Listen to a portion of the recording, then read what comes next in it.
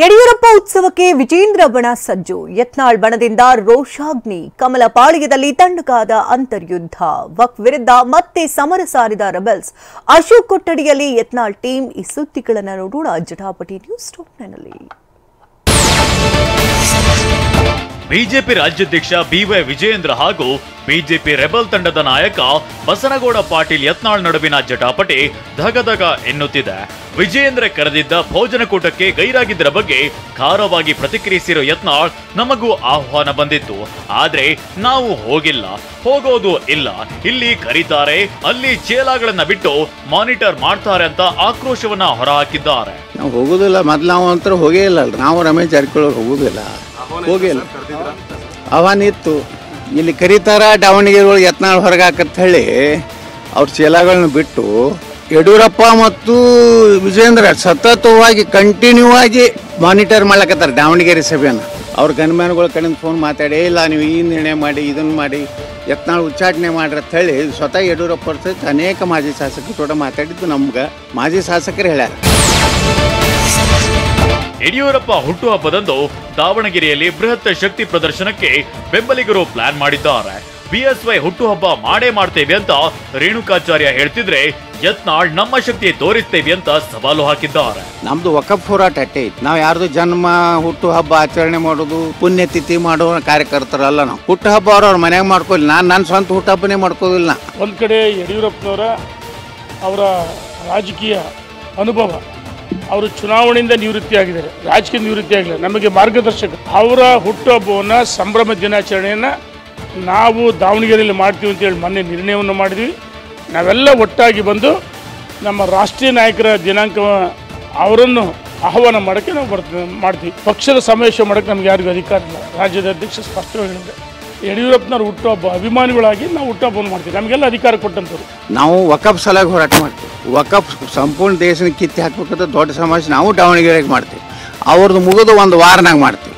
ನಮ್ಮ ಶಕ್ತಿ ಏನು ಅನ್ನೋದು ಅವ್ರು ತೋರಿಸ್ತೀವಿ.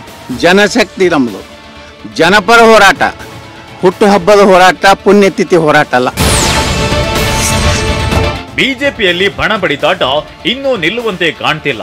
ವಕ್ಫ್ ವಿರುದ್ಧ ಹೋರಾಟದ ವಿಚಾರವಾಗಿ ಮಾತನಾಡಿದ ರಮೇಶ್ ಜಾರಕಿಹೊಳಿ, ಎರಡನೇ ಹಂತದ ಹೋರಾಟ ಸಂಬಂಧ ಡೇಟ್ ಫಿಕ್ಸ್ ಮಾಡಿಕೊಂಡಿದ್ದೇವೆ ಅಂತ ಹೇಳಿದ್ದು ಕುತೂಹಲಕ್ಕೆ ಕಾರಣವಾಗಿದೆ. ನಮ್ಮ ಬೆಳಗಾವಿ ಜಿಲ್ಲೆಯಲ್ಲಿ ನಡೆದ ಕಾರಣ ನಾನು ಆಹ್ವಾನ ಮಾಡಿದೆ. ಎಲ್ಲರೂ ಒಂದು ಕೂಡಿ ಊಟ ಮಾಡಿದ್ದೇವೆ. ನಮ್ಮ ಮುಂದಿನ ಹಂತದ ವಕ್ಫ್ ಬಗ್ಗೆ ಚರ್ಚೆ ಮಾಡಿ ಎರಡನೇ ಹಂತದ ಸಿಕ್ಕಿದ ಬಳ್ಳಾರಿಯಲ್ಲಿ ಬಹುಶಃ ಈ ಕೊನೆಯ ಮಂತ್ ಎಂಡಕ್ಕೆ ಎರಡನೇ ಹಂತ ಬಳ್ಳಾರಿ ವಿಜಯನಗರ ಜಿಲ್ಲೆ ಬಹುಶಃ 26-27 ಆಗ್ಬೋದು. ಟೆಂಟೇಟಿವ್ ಡೇಟ್ ಫಿಕ್ಸ್ ಮಾಡಿದ್ದೇವೆ, ಅದಕ್ಕೋಸ್ಕರ ಚರ್ಚೆ ಆಯಿತು. ವಿಜಯೇಂದ್ರ ಮಾತ್ರವಲ್ಲ, ಯಡಿಯೂರಪ್ಪ ವಿರುದ್ಧ ಯತ್ನಾಳ್ ವಾಗ್ದಾಳಿ ಮುಂದುವರೆಸಿದ್ದಾರೆ. ಬಿಜೆಪಿಯನ್ನ ಯಡಿಯೂರಪ್ಪ ಒಬ್ಬರೇ ಕಟ್ಟಿದ್ರ, ವಿಜಯೇಂದ್ರಗೆ ಬೆಂಬಲ ಕೊಡುವಂತೆ ರಾತ್ರಿ ಶಾಸಕರಿಗೆ ಕರೆ ಮಾಡ್ತಾರೆ, ಮುಂದೆ ಚೆನ್ನಾಗಿ ಮಾತನಾಡ್ತಾರೆ, ಬೆನ್ನಿಗೆ ಚಾಕು ಹಾಕ್ತಾರೆ ಅಂತೆಲ್ಲ ಕಿಡಿಕಾರಿದ್ದಾರೆ. ಇದು ನಾಟಕ ಕಂಪನಿ ಗುರ್ತಾಗೋದಿಲ್ಲ. ನಾವು 35-40 ವರ್ಷ ಯಡಿಯೂರಪ್ಪನ ಜೋಡನೆ ಜೀವನ ಮಾಡಿವಲ್ಲ. ಯಡಿಯೂರಪ್ಪ ಒಬ್ಬರೇ ಕಟ್ಟಿದಾರ ಬಿಜೆಪಿ. ನಾವೇ ಪೆಟ್ರೋಲ್ ಹಾಕಿವಿ, ನಾವೇ ಇವರಿಗೆ ಬಸ್ಸಿಗೆ ಟಿಕೆಟ್ ತೆಗಿಸಿ ಕಳಿಸಿವಿ. ನಮಗೆ ಸೈಕಲ್ ಹೊಡೆದಿದ್ರು ಹೇಳ್ತಾರೆ. ಪಕ್ಷದಲ್ಲಿ ಸಂಘಟನೆ ಮಾಡ್ಬೇಕಾಗಿದ್ರೆ ದಾವಣಗೆರೆ ಸಭೆ ಮಾಡಿಸ್ತಿರ್ಲಿಲ್ಲ.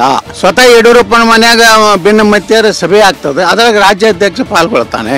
ಅಂದ್ರೆ ಒಂದು ಗುಂಪಿನ ನಾಯಕ ಆಗಿದ್ದು, ಹಿಂಗಿದ್ದಾಗ ಇಂಥವ್ರು ಊಟದಿಂದ ನಾವೇನು ಇಲ್ಲ ಔತಣಕ್ಕೆ ಊಟ ಮಾಡೋದು, ಅಲ್ಲಿ ಇದ್ರೆ ಬೆನ್ನಾಗಿ ಚಾಕು ಹಾಕೋದು, ಇದು ನಮ್ಗೆ ನಾವು ಉತ್ತರ ಕರ್ನಾಟಕದವ್ರು ಅವೆಲ್ಲ ಲೈಕ್ ಆಗೋದಿಲ್ಲ. ನಾವು ಏನಿದ್ರು ಏಕ್ ಮಾರ್ ದೋತು ಕಡೆ ಮುಂದೆ ಮಾತಾಡ. ಯಾರ್ಯಾರು ಫೋನ್ ಯಾರಿಗೆ ಫೋನ್ ಮಾಡಿ ಏನೇನು ನಡ್ಸ್ಯಾರ. ಯಡಿಯೂರಪ್ಪ XMLA ಫೋನ್ ಮಾಡಿದ್ರು, ರಾತ್ರಿ 12ಕ್ಕೆ ಫೋನ್ ಮಾಡ್ಯಾರ ಒಬ್ಬ MLA ಗೆ, XMLA ಗೆ. ಪಾಪ ಅವ 5 ವರ್ಷ MLA ಇದ್ದಾಗ ಒಮ್ಮೆನೂ ಅವ್ನ ಮುಖ ನೋಡಲಿಲ್ಲ, ಫೋನ್ ಮಾಡಿರಲಿಲ್ಲ. ಈಗ ನೀವೆಲ್ಲ ವಿಜೇಂದ್ರ ಜೊತೆಗೆ ಇರ್ಬೇಕಪ್ಪ, ಮುಂದೆ ನಮ್ಮದೇ ಸರ್ಕಾರ ಬರ್ತದೆ, ನೀನು ಮಂತ್ರಿ ಮಾಡಿದ್ದೆ, ಇಲ್ಲಿವರೆಗೆ ಚಾಲು ಆಗೈತೆ. ಬೆಳಗಾವಿ ಅಧಿವೇಶನದಲ್ಲಿ ಬಸನಗೌಡ ಪಾಟೀಲ್ ಯತ್ನಾಳ್ ಮತ್ತು ಬಿವೈ ವಿಜಯೇಂದ್ರ ಪರಸ್ಪರ ಕೈ ಮುಗಿದು ನಮಸ್ಕರಿಸುವ ಫೋಟೋ ವೈರಲ್ ಆಗಿದ್ದು, ಇದಕ್ಕೆ ಪ್ರತಿಕ್ರಿಯಿಸಿರೋ ಯತ್ನಾಳ್, ಎದುರಿಗೆ ಬಿವೈ ವಿಜಯೇಂದ್ರ ನಮಸ್ಕಾರ ಮಾಡ್ತಾರೆ, ಒಳಗೊಳಗೆ ಏನು ಮಾಡ್ತಾರೆ ಯಾರಿಗೆ ಗೊತ್ತಾಗುತ್ತೆ ಅಂತ ಹೇಳಿದ್ದಾರೆ. ಹೆಂಗೆ ಒಮ್ಮೆ ನಮಸ್ಕಾರ ಮಾಡ್ತಾರೋ, ಒಳಗೆ ಏನ್ ಮಾಡ್ತಿರ್ತಾರೆ ಯಾರಿಗೆ ಗೊತ್ತದ. ಮುಂದೆ ನಮಸ್ಕಾರ ಮಾಡೋರು ಭಾಳ ಡೇಂಜರ್. ತಿಳ್ಕೊಂಡ್ಬಿಡ್ರಿ, ಭಾಳ ಬೆಲ್ಲದ ಮಾತು ಹೇಳೋ ಭಾಳ ಡೇಂಜರ್ ಇರ್ತಾರ. ನಮ್ಮವರು ಅಂದ್ರೆ ಬೆನ್ನಾಗ ಹಾಕ್ತಿರ್ತಾರೆ. ಸುವರ್ಣಸೌಧದಲ್ಲಿರುವ ವಿಪಕ್ಷ ನಾಯಕ ಆರ್ ಅಶೋಕ್ ಕೊಠಡಿಯಲ್ಲಿ ಯತ್ನಾಳ್ ಟೀಮ್ ನಿನ್ನೆ ಕಾಣಿಸಿಕೊಳ್ತು. ಯತ್ನಾಳ್, ರಮೇಶ್ ಜಾರಕಿಹೊಳಿ, ಮಾಜಿ ಸಚಿವ ಕುಮಾರ್ ಬಂಗಾರಪ್ಪ, ಶ್ರೀಮಂತ್ ಪಾಟೀಲ್ ಸೇರಿದಂತೆ ಇತರರು ಉಪಸ್ಥಿತರಿದ್ದರು. ಇದೇ ವೇಳೆ ಕೆಲ ಹೊತ್ತು ಕಾಂಗ್ರೆಸ್ ಶಾಸಕ ಸಿಪಿ ಯೋಗೇಶ್ವರ್ ಇದ್ದದ್ದು ಕುತೂಹಲಕ್ಕೆ ಕಾರಣವಾಯಿತು. ಈ ಮಧ್ಯೆ ವಿಪಕ್ಷ ನಾಯಕನ ಕೊಠಡಿಗೆ ತೆರಳುತ್ತಿದ್ದ ವಿಜಯೇಂದ್ರ ಅಲ್ಲಿ ಯತ್ನಾಳ್ ಟೀಮ್ ಇರೋದನ್ನ ತಿಳಿದು ಮೊಗಸಾಲೆಯಿಂದಲೇ ವಾಪಸ್ಸಾಗಿದ್ದಾರೆ. ಸುವರ್ಣಸೌಧದಲ್ಲಿನ ಜಮೀರ್ ಅಹಮದ್ ಖಾನ್ ಕಚೇರಿಗೆ ತೆರಳಿ ಚರ್ಚಿಸಿದ ಬಗ್ಗೆ ಯತ್ನಾಳ್ ಸ್ಪಷ್ಟನೆ ನೀಡಿದ್ದಾರೆ. ಈ ಭೇಟಿ ಕೇವಲ ಕ್ಷೇತ್ರದ ಅಭಿವೃದ್ಧಿಯ ವಿಚಾರಗಳಿಗೆ ಸಂಬಂಧಿಸಿದಂತೆ ಹೊರತು ಯಾವುದೇ ವಿಚಾರದ ಚರ್ಚೆಗಲ್ಲ ಎಂದಿದ್ದಾರೆ.